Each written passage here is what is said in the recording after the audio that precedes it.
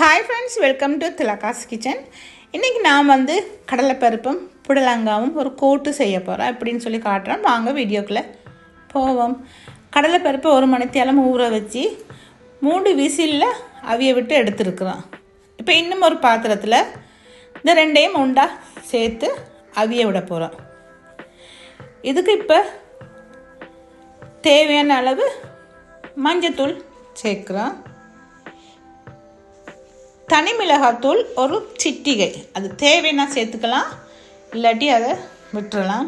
இது 2ஐயும் நல்லா மிக்ஸ் பண்ணி பச்சை மிளகாய் 2 கீறி அதையும் சேர்க்குறோம்.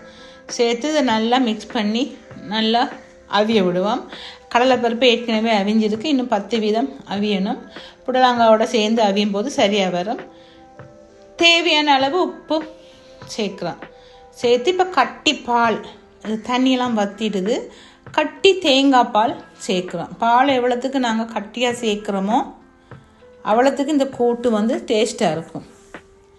இப்போ கட்டி பால் சேர்த்து இதை கொஞ்சம் கொதிக்க விட்டுட்டு இதுக்கு நான் ஒரு தாளிப்பு கொடுக்க போகிறேன். கருவேப்பிலையும் சின்ன வெங்காயமும் கடுகும் தான். நான் காஞ்ச மிளகாய் கிள்ளி போட்டு தாளிக்க இல்லை. நான் ஏன்னா இதுக்கு பச்சை மிளகாய் சேர்த்துருக்குறேன், தனி மிளகாத்தூள் சேர்த்துருக்குறேன். குழந்தைகள் சாப்பிட்றான்னா காரமாக இருக்கும். இப்போ இது தாளிப்பில் சின்ன வெங்காயமும் கருவேப்பிலையும் கடுகும் சேர்த்து தாளிப்பை அதில் சேர்க்கலாம். சேர்த்து இப்போ இதை கொஞ்சம் நல்லா மிக்ஸ் பண்ணி இதை இன்னும் கொஞ்சம் அடுப்பில் வைக்கணும். இப்போ இது இன்னும் கொஞ்சம் தண்ணியாக இருக்குது, இன்னும் கொஞ்சம் இறுக்கமாக வரணும். இந்த கடலைப்பருப்பு கூட்டுக்கு கடலைப்பருப்பை ப்ரெஷர் குக்கரில் ஒரு 3 விசிலில் அவிய விட்டு தான் இது செய்யணும்.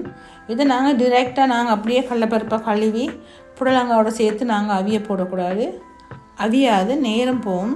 இப்போ கேஸாக இருந்தால் 2 மணி நேரம் ஆனாலும் செல்லும். அப்போ ப்ரெஷர் குக்கரில் நாங்கள் அவிய விட்டு எடுத்துட்டு திரும்ப இந்த கூட்டை நாங்கள் செஞ்சால் தான் எங்களுக்கு வேலையும் சுலபமாக முடியும். இது மைசூர் பருப்புலையும் செய்யலாம், துவரம் பருப்புலையும் செய்யலாம்.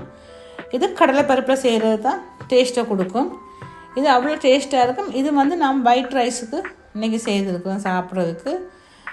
ஒயிட் ரைஸுக்கு சாப்பிட நல்லாயிருக்கும். கடலைப்பருப்பு ஒரு வித்தியாசமான டேஸ்ட்டான ஒரு பருப்பு. இப்போ புடலங்காவும் கடலைப்பருப்பும் சேர்ந்து செய்கிறது தான் அந்த டேஸ்ட்டை கொடுக்கும். இப்போ என்ன சின்ன சின்ன வீடியோலாம் பார்த்துருப்பீங்க, எல்லாத்துக்கும் பிடிச்சிருக்கும்.